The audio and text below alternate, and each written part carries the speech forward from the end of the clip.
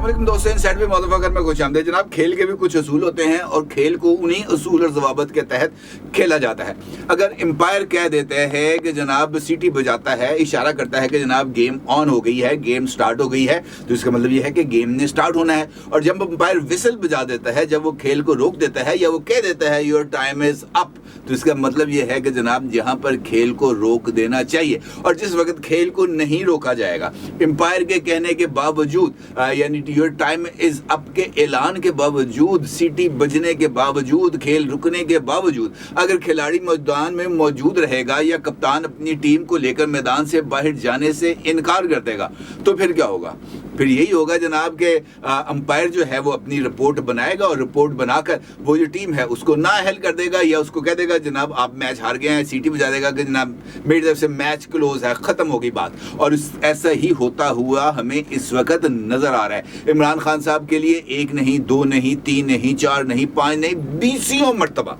1 साल के दौरान 20 मरतबा इस बात का जिक्र किया गया कि इमरान खान को ये कह दिया गया है कि जनाब ये रेड लाइन ना अबूर करो, ये रेड लाइन ना अबूर करो, ये रेड लाइन ना अबूर करो, बार बार पंगेबाजी मत करो, बार बार अफवाज पाकिस्तान को तज़हीक का निशाना ना बनाओ, बार बार चीफ ऑफ आर्मी स्टाफ का नाम लेकर उनको ट्रोल करने की कोशिश ना करो, सोशल मीडिया ब्रिगेड उसके पीछे मुतहरक ना करो, ये जो कि वो बोर्ड वॉरियर्स हैं इनको इस जंग पर आमादा ना करो। लेकिन वो इमरान खान साहब ही क्या जो एक तरह की हुई बात को समझ पाए। नतीजा क्या है? नतीजा ये है कि इमरान खान तो ये बात कह चुके हैं कि मैं आखिरी गेंद तक लड़ूंगा, लेकिन वो आखिरी गेंद तक लड़ने के लिए अब उनके पास जो ऑप्शंस हैं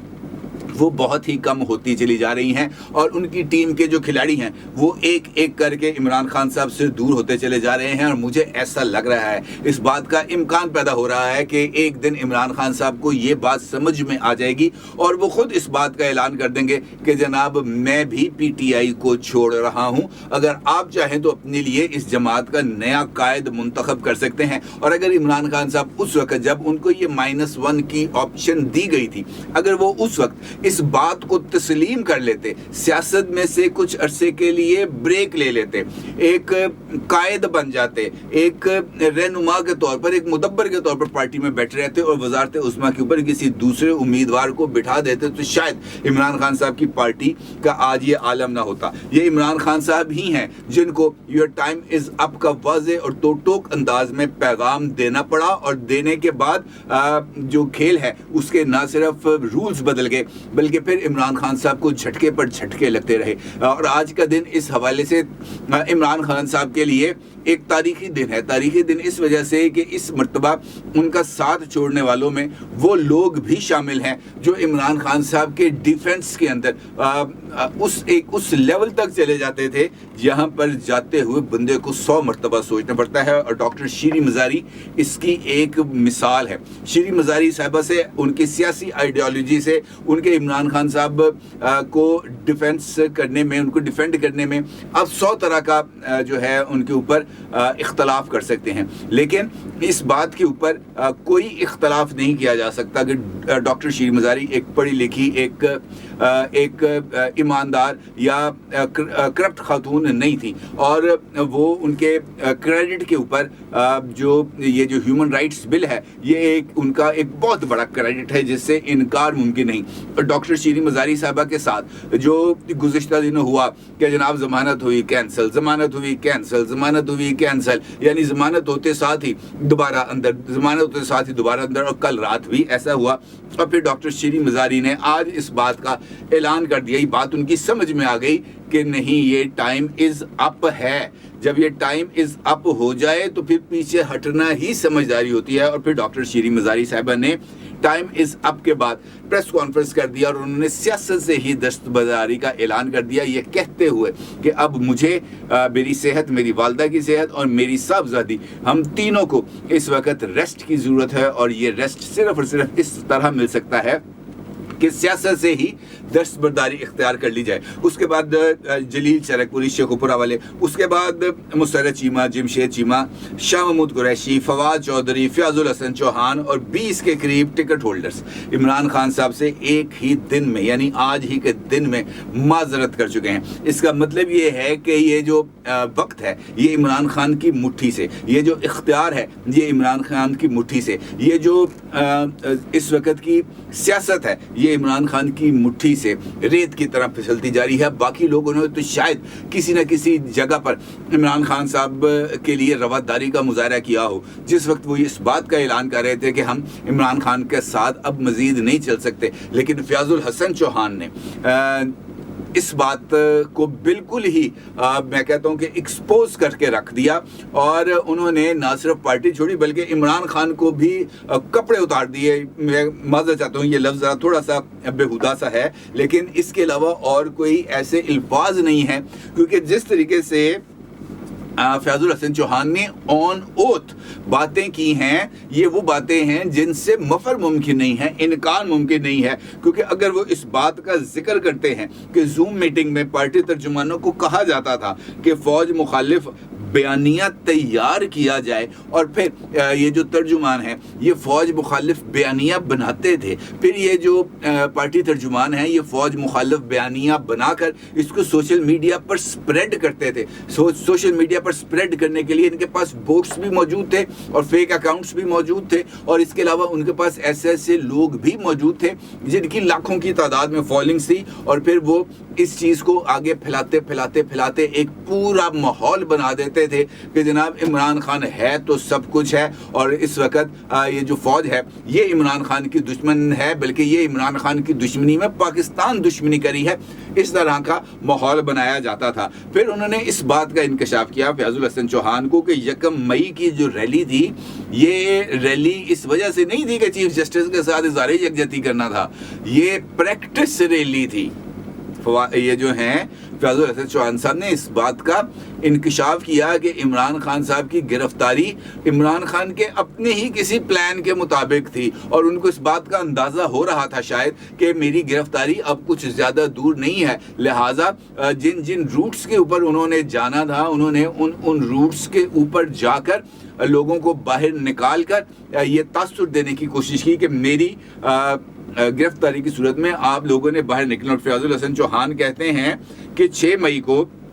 1 مئی کی ریلی پریکٹس کے طور پر نکالی گئی کہ فوجی دفاتر کا رخ کریں, اور 6 مئی کو عمران خان کے حکم پر کچہری چوک ریلی رکھی گئی. واسق قیوم, عمر تنویر کے علاوہ رہنماؤں کو رضامند کیا کہ مریڑ پل ہم نے کراس نہیں کرنا. یہ فیاض الحسن چوہان آن اوتھ یہ بات کر رہے ہیں. پھر وہ کہتے ہیں کہ اس کے بعد واسق قیوم کو ڈائریکٹ میسج آیا یقین طور پر عمران خان کا کہ جی پی او چوک پہنچیں, اور جی پی او چوک آپ کو پتہ ہے پنڈی میں جو لوگ رہتے ہیں ان کو اس بات کا اندازہ ہے کہ جی پی او چوک پنڈی کے اندر کس قدر سینسٹیو مقام ہے. اور پھر اس کے بعد یہ اگلی جو چیزیں ہیں, مطلب یہ تھا کہ لوگوں کو اس بات کی طرف مائل کرنا ہے کہ جناب یہ جو فوجی انسٹالیشنز ہیں, ملٹری آفیسز ہیں, یہ ان ریچیبل نہیں ہیں, آپ لوگ یہاں پر جا سکتے ہیں. اور پھر 9 مئی کو یہ ہوا. اب یہ اگر ہم 9 مئی کی بات کرتے ہیں نا تو ہمیں پچھلے سال 25 مئی کو یاد رکھنا پڑے گا. یہ ممکن ہی نہیں ہے, یہ ممکن ہی نہیں ہے کہ اگر 25 مئی کو وہ توہین عدالت کی کاروائی جو اس وقت بھی عمرتاب بندیال صاحب کی کورٹ کے اندر پینڈنگ پڑی ہے, اگر اس وقت جہاں پر جب انہوں نے رپورٹس طلب کر لی تھی ISI سے, MI سے, IB سے, اسلام آباد کیپٹل سٹی پولیس سے, دیگر ڈپارٹمنٹ سے, اور وہ رپورٹس کے اندر اس بات کا واضح طور پر ثبوت موجود تھے کہ عمران خان نے دانستہ طور پر سپریم کورٹ آف پاکستان کے احکامات کی خلاف ورزی کی, لیکن اس کے باوجود بھی سپریم کورٹ نے آج تک اس معاملے کو ٹیک اپ نہیں کیا. اگر 25 مئی کے واقعے کے اوپر کاروائی کر دی جاتی, اگر 25 مئی کو اسلام آباد میں آگ لگانے والوں کو کیفر کردار تک پہنچا دیا جاتا, اگر ان کے خلاف قانون حرکت میں آتا تو یہ 9 مئی نہ ہوتا. المیہ یہ ہے کہ یہاں پر عمران خان صاحب کو بار بار لاڈلا اس حد تک عمران خان کے لاڈ اٹھائے گئے کہ عمران خان نے خود کو قانون سے ماورا سمجھ لیا. ना सिर्फ इमरान खान बल्कि ये तासुर नीचे तक भी स्प्रेड हो गया कि इमरान खान अगर अनटचेबल है तो हम भी अनटचेबल हैं। और इसका सबूत उनको कई मरतबा मिला। उनको ये सबूत उस वक्त भी मिला जब वो नवाज शरीफ के खिलाफ 126 दिन का धरना दे रहे थे। उस वक्त भी सुप्रीम कोर्ट, इसी सुप्रीम कोर्ट के बाहर शलवारें टांगी गई, इसी पार्लियामेंट बिल्डिंग के जंगले तोड़कर अंदर घुसे गए, इसी पीटीवी स्टेशन के अंदर पीटीआई और पैट के जो बिलवाई हैं वो अंदर घुसे और उन्होंने ट्रांसमिशन को मुअत्तल करने की कोशिश की। यही पीटीआई थी जिसने असद जुनेजो जो एसपी थे उनकी हड्डियां तोड़ी थी इसी शायर दस्तूर पर। किसके खिलाफ क्या कार्रवाई हुई? किसी के खिलाफ कोई कार्रवाई नहीं हुई, जिससे ये तासुर को तकवीयत मिली कि हम किसी की तरफ भी चले जाएंगे, हमारे ऊपर किसी ने कोई जो है ना नोटिस नहीं लेना, हमें किसी ने कानून के शिकंजे में नहीं लेना। और यही वो जोन था जिन्होंने पीटीआई के लीडर्स को ये बात सोचने पर मजबूर कर दी कि यार ज़रा इस तरफ चलते हैं कंटोनमेंट एरिया में, यहाँ पे बंदयाल साहब बैठे हैं या अमीर भट्टी साहब बैठे हैं, हमारी हवा को किसी ने नहीं देखना। हम अगर गिरफ्तार भी होंगे तो साकिब निसार का नेटवर्क इस वक्त भी मौजूद है, एक्टिव है, वो हमें निकाल के ले जाएगा। और यही वो मुकाम था जहाँ पर आकर इमरान खान साहब की सियासत को हारना पड़ा। और शायद ये जो गलतियां हैं ये इसी वजह से हुई कि इमरान खान साहब का ये जो करिश्मा था इसने किसी न किसी लेवल पर जाकर एक्सपोज होना था, और वो अब बुरे तरीके से एक्सपोज हो रहा है। अब इसको अब जो मर्जी मानी पहनाएं, इसको इमरान खान साहब जो मर्जी मानी पहनाएं, क्योंकि कल उन्होंने एक बरतानवी रेडियो को इंटरव्यू देते हुए एक मर्तबा फिर जनरल आसिम मुनीर को इस वक्त उन्होंने कहा कि आसिम मुनीर ने मार्शल लॉ इम्पोज किया हुआ है इस वक्त मुल्क पर।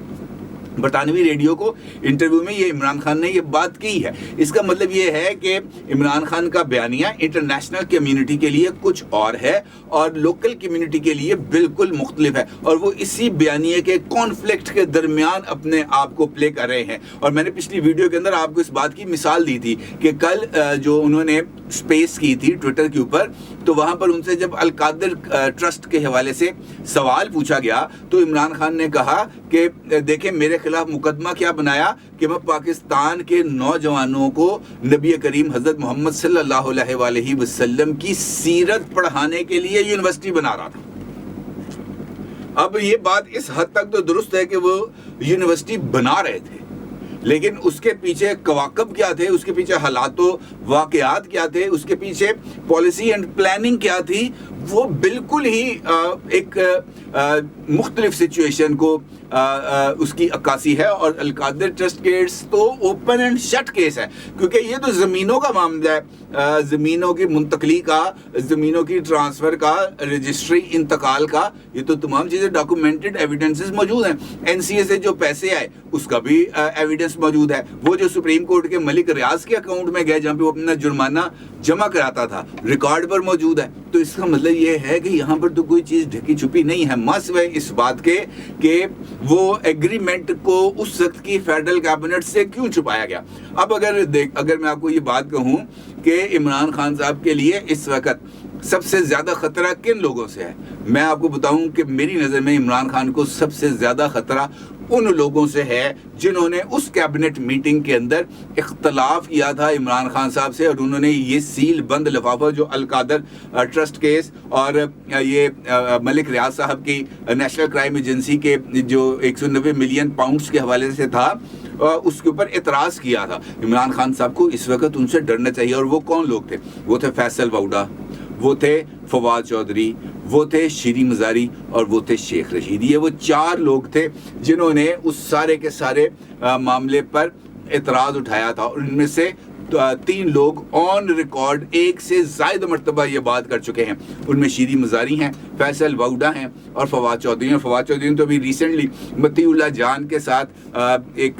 गुफ्तगू के सेशन के अंदर उन्होंने इस बात का एतराफ़ किया कि हाँ वो लिफाफा आया था और मैंने उस पर एतराज़ किया था। उन्होंने इस बात को तस्लीम किया कि हाँ मैंने एतराज़ किया था। अब ये जो इंक्वायरी चलेगी नैब के अंदर, जिसके अंदर तो इमरान खान साहब की पूरी कैबिनेट को उन्होंने बुला लिया, तो उसके आगे आके क्या कहेंगे कि नहीं वो मैं नहीं था, वो कोई और था। ऐसे नहीं हो सकता। ये इमरान खान साहब के लिए इस वक्त टफेस्ट टाइम है, टफेस्ट टाइम। اور یہ جو بدشگونی ہے نا اس وقت عمران خان پر، یہ اس کے واضح اثرات ہیں کہ لوگ ایک ایک کر کے چھوڑ کے جا رہے ہیں۔ نیب کے اندر جو ان کی پیشی ہوئی اور اس کے بعد وہ 4.5 گھنٹے ایک کمرے کے اندر بیٹھے رہے کہ جناب جب تک مجھے نیچے سے بشرا بی بی کا فون نہیں آئے گا میں یہاں سے باہر نہیں نکلوں گا۔ پھر وہ جو ان کی گاڑی تھی وہ 2 مرتبہ خراب ہو گئی اور پھر تیسری مرتبہ بابر اوان کی گاڑی کے اندر وہ بیٹھ کے جناب پہنچے۔ کہنے مطلب یہ ہے کہ وہ اس وقت اس پروسیس میں ہے جہاں پر ہر ایک چیز ان کے لیے جو ہے وہ الٹ ثابت ہو رہی ہے۔ بہتر یہ ہے کہ وہ بھی ڈاکٹر شیریں مزاری کی طرح ریسٹ کر لیں اگر تھوڑا سا سیاست سے، تو شاید یہ ان کے لیے بہتر ہوگا اور شاید یہی ان کے پاس راستہ بچا ہے اگر وہ غور کریں تو۔ اپنی رائے کو ضرور اظہار کیجیے گا۔ آپ کا بہت شکریہ۔ اللہ حافظ۔